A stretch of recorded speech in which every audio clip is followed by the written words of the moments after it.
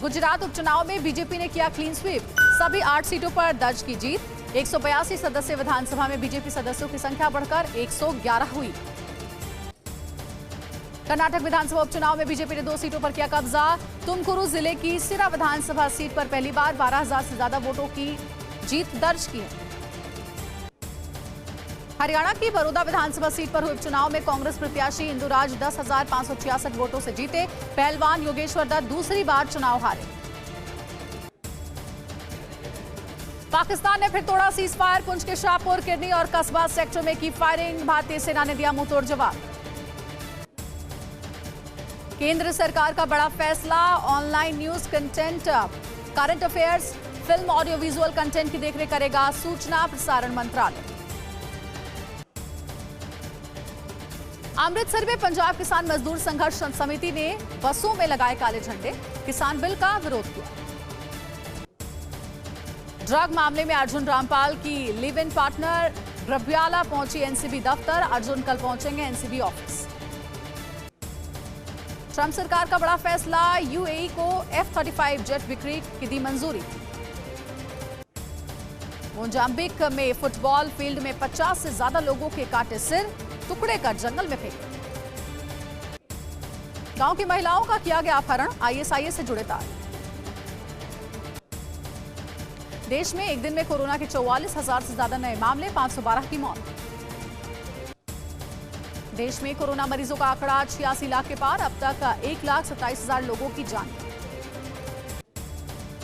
देश में अब तक 80 लाख लोगों ने कोरोना को मात दी, एक्टिव केस 5 लाख से कम।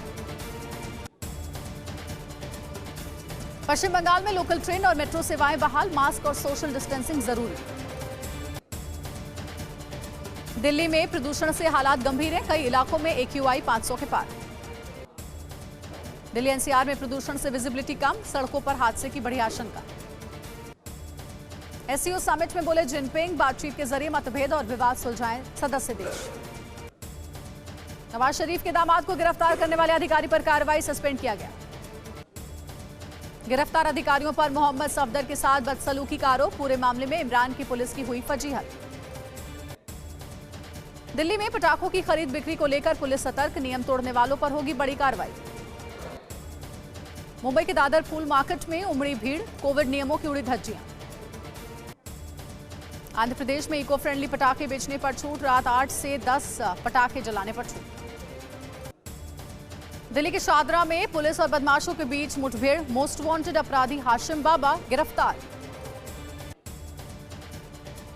मेरठ में धागा बनाने की फैक्ट्री में भीषण आग, कई मजदूर झुलसे, लाखों का नुकसान।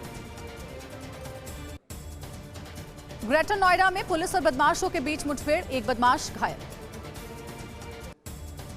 अयोध्या में धार्मिक सौहार्द की मिसाल, दीपोत्सव में राम का दरबार सजा रहे मुस्लिम युवा।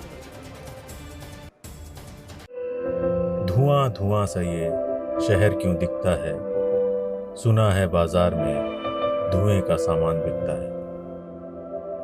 ये दिवाली सिर्फ दिए वाली।